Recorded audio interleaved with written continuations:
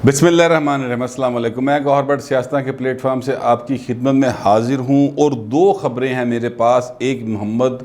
नवाज शरीफ के हवाले से है और दूसरी चोर निसार अली ख़ान के हलफ उठाने के हवाले से है।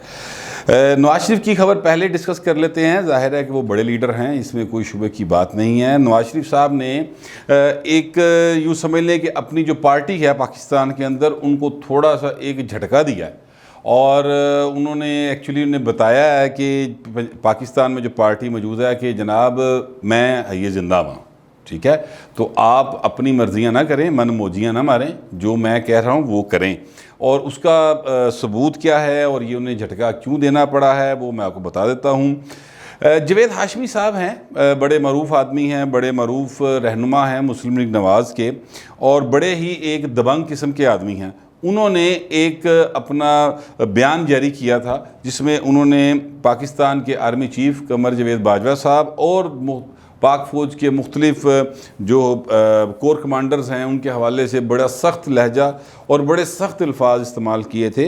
जिसके बाद मुस्लिम लीग नवाज़ की तर्जुमान की जानिब से बाकायदा तौर पर ये बयान सामने आया था कि जनाब जो जवेद हाशमी साहब हैं उनकी जो बातें हैं वो उनका ज़ाती ख्याल है, पार्टी की पॉलिसी नहीं है। पार्टी चाहती है कि पार्टी की पॉलिसी यही है कि जनाब आइन के तहत तमाम अदारे काम करें और हम पाक फ़ौज की बड़ी इज़्ज़त करते हैं। इस तरह का एक बयान था, इसमें मैं वीला कर चुका हूँ।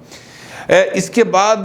जो पार्टी के अंदर नवाज शरीफ का धड़ा है, यानी जो लोग नवाज शरीफ को ज़्यादा पसंद करते हैं और इलेक्टेड हैं, और या वो लोग जो मरीम नवाज़ के काफ़ी करीब हैं, उनके अंदर एक मायूसी की लहर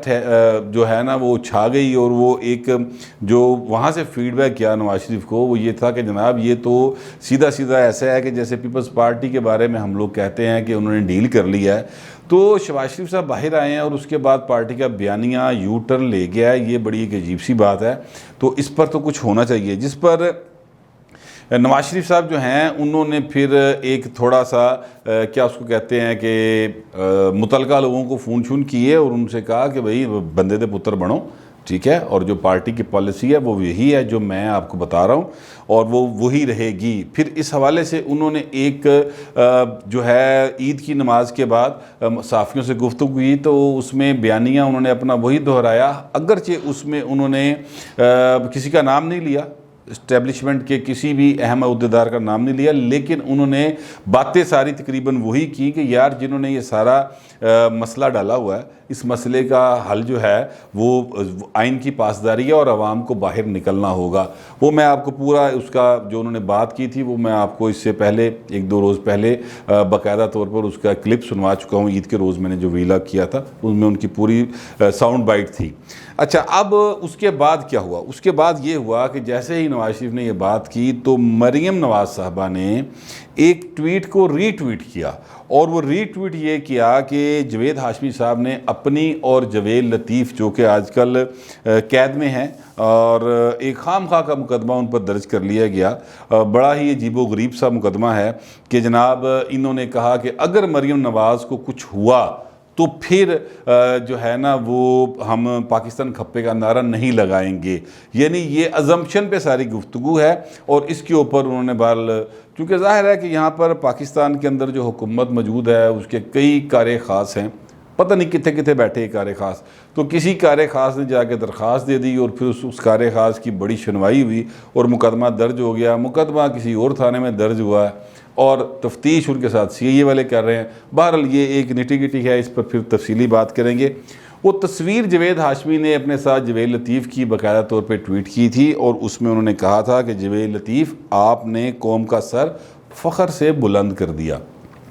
मरीम नवाज़ साहबा ने इस ट्वीट को रीट्वीट किया, आप स्क्रीन पे वो देख सकते हैं कि मरीम नवाज़ साहबा ने उसको रीट्वीट किया और जिसके बाद ये पॉलिसी जो है वो सब के ऊपर वाज़े हो गई मुस्लिम लीग नून के अंदर, क्योंकि अब हम न रहे। अच्छा, नवाज शरीफ जो ना बड़ा ज़िद्दी बाबा है, मतलब बाबा मैं इसलिए कह रहा हूँ कि ज़ाहिर है माशाल्लाह उनकी 70+ एज हो गई है, लेकिन उनमें जो अनख है, जो अकड़ है और जो बात पे अड़ जाना है ना, वो 18-20 साल के नौजवान वाला ही है। वो उससे पीछे नहीं हटते, जो बात कह दें और जिस बात पे वो अड़ जाएँ उस पर वो अड़े रहते हैं। ये उनमें एक क्वालिटी भी है और ये सियासत में बहरहाल एट द सेम टाइम कोई अच्छी बात नहीं समझी जाती। मगर नवाज शरीफ जो है ना वो समझ लें कि अपनी बात के पक्के और मन के सच्चे टाइप के इंसान है, ठीक है। तो नवाज शरीफ साहब ने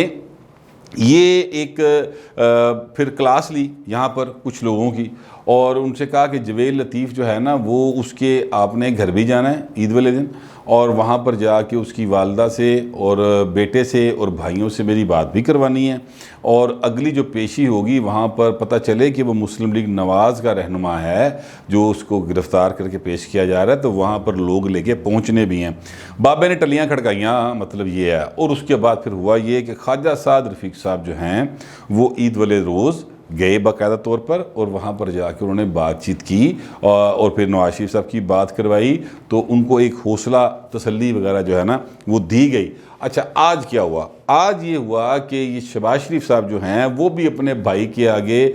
मतलब सर तस्लीम खम करने पर मजबूर हो गए और उन्होंने भी आज बाकायदा तौर पे जवेद लतीफ़ साहब के भाई को और बेटे को फ़ोन किया और उनको से कहा कि जनाब जवेद लतीफ़ हमारा असासा है हमारी पार्टी का और हम पार्टी उनके साथ मुकम्मल तौर पर खड़ी है। नवाज शरीफ साहब ने ये सारी कार्रवाई जो की, इससे ज़ाहिर है कि पार्टी के जो कारकुन और ज़ाहिर है कि पार्टी के कारकुन जो हैं वो नवाज शरीफ के बयानी के साथ ही हैं।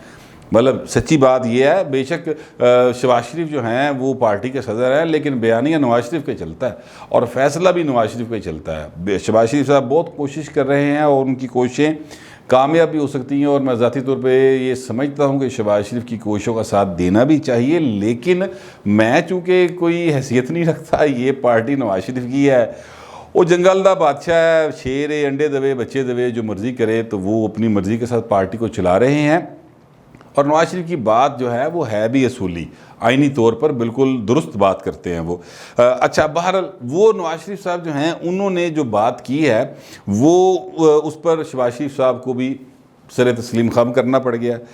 अब पार्टी के जो लोग नवाज शरीफ के चाहने वाले हैं वो बड़े खुश हैं और ज़रा सीना चौड़ा करके फिर रहे हैं, जबकि इससे 2-3 रोज़ पहले तक उनके जो है ना ज़रा शाने चुके सन और बड़े परेशान से थे कि हुण असी की करिए, साडा सदर बाहर आके तो किसी होर पासे टुर पिया। लेकिन नवाज शरीफ ने बताया कि भाजी पार्टी साडी है, मेरी है और मैं ज़िंदा हूँ और जो मैं कह रहा हूँ वैसे ही होगा। और फिर शहबाज शरीफ ने भी फ़ोन करके साबित कर दिया कि वड्डा भाई वड्डा ही होंदा भाई ना, जो मर्ज़ी हो जाए, जो वो कह रहा है हमने वैसे ही चलना है। तो ये एक बड़े क्लियर कट मैसेजेस हैं, छोटे छोटे होते हैं मैसेजेस ये, लेकिन समझदारों के लिए बहुत क्लियर कट होते हैं कि नवाज शरीफ जो है बयानिया उसी का चलेगा। बाकी जितनी मर्ज़ी कोई कीड़ी कारा खेड़दा रहे तो कोई भावें मतलब है कि पीछो खेड़दा रहे, जो मर्ज़ी करता रहे, लेकिन नवाज शरीफ जो है ना फाइनल अथॉरिटी मुस्लिम लीग नवाज़ में नवाज शरीफ ही हैं। ये थी नवाज शरीफ साहब की एक स्टोरी जो मैंने आपके साथ शेयर करनी थी। अब मैं आता हूँ चौधरी निसार अली खान की तरफ। चौधरी निसार अली खान जो है ना उनका हलफ ले रहे हैं, हलफ नहीं ले रहे, बड़ी आज कंट्रोवर्सी चलती रही, बड़ी शदीद किस्म की कंट्रोवर्सी रही। एक ही टीवी जिसके ऊपर एक रिपोर्टर कह रहा है कि चौधरी निसार हलफ ले रहे हैं, दूसरा रिपोर्टर जो है जो पहले रिपोर्टर से ज़्यादा सीनियर है वो कह रहा है कि चौधरी निसार हलफ नहीं ले रहे। तो एक अजीब किस्म की कंट्रोवर्सी जो है वो चलती रही और फिर बहुत सारे लोगों ने इसके ऊपर अपने अपने क्याफे लगाए, अपनी अपनी कॉन्स्पिरेसी थ्योरीज जो हैं वो पेश करना शुरू की और फिर सोशल मीडिया के ऊपर एक तूफ़ान आ गया मुकम्मल तौर पे कि चौधरी निसार अगला वज़ीर आला है, चौधरी निसार जो है वो ये है, चौधरी निसार वो है। अब इसके ऊपर ज़ाहिर है बीइंग जर्नलिस्ट मुझे भी काफ़ी हुआ, तो मैंने थोड़ा सा चेक किया, चौधरी निसार वाली साइड भी मैंने चेक की और चौधरी परवेज़ लाई वाली साइड भी चेक की। अब आप परेशान हो गए चौधरी परवेज़ लाई वाली साइड क्यों चेक की? चौधरी परवेज़ लाई वाली साइड इसलिए चेक की क्योंकि अगर किसी ने हल्फ लेना है जो कि मेंबर है पंजाब असम्बली का, तो उसे परवेज़ लाई से ही हल्फ लेना है क्योंकि वो स्पीकर हैं। तो उनके ऑफिस से रब्ता करेगा ना कि सर मैं हलफ लेना है, किस दिन आवां, कल आवां, परसों आवां,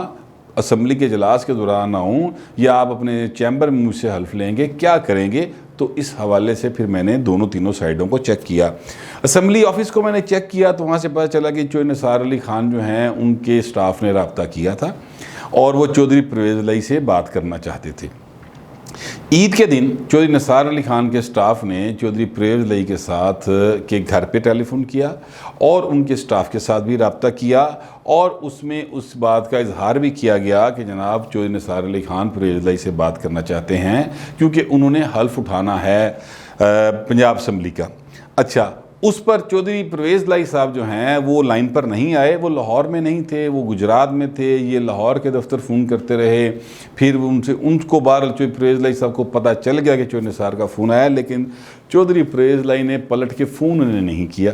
और वो फ़ोन इसलिए नहीं किया उनको क्योंकि चौधरी परवेज़ लाई जो हैं वो ये समझते हैं कि चौधरी निसार ने अगर ये हल्फ उठाना है तो किन्ने रोकिया, वो आएँ हल्फ ले लें, इसमें कौन सा मसला है। लेकिन चौधरी निसार अली खान जो हैं वो चूँकि बड़ा चौधरी है, वो ख़ुद को सबसे बड़ा चौधरी समझते हैं, तो उनका ये ख्याल है या वो ये समझते हैं कि जनाब मैं अगर हल्फ लूँ तो फिर वो हल्फ होना सीधा है, फिर पता लगे कि जनाब किसी चौधरी ने हल्फ चुकिया है तो फिर वो आन बान शान हो और आगे पीछे जनाब दौड़े लग रही हों, चौधरी आ गया, चौधरी छा गया, इस किस्म की कोई सीन बने तो उसके बाद वो जाके हल्फ लें। चौधरी परवेज़ लाई जो हैं वो बड़े घाक किस्म के सियासतदान हैं और वो जानते हैं कि अगर चौधरी निसार अली खान का हल्फ इस तरह लिया गया जिस तरह के चौधरी निसार चाह रहे हैं तो उसके बाद परवेज़ लाई दी जड़ी ना कट जाएगी। और वो कट कैसे जाएगी, वो इस तरह से कट जाएगी कि जनाब फिर पंजाब में जब तब्दीली की बात होगी तो दूसरे ऑप्शन के तौर पे परवेज़ लाई का नाम नहीं आएगा बल्कि चौधरी निसार अली खान का नाम आएगा। और चौधरी निसार का जो सियासी कद काठ है वो मीडिया की हद तक या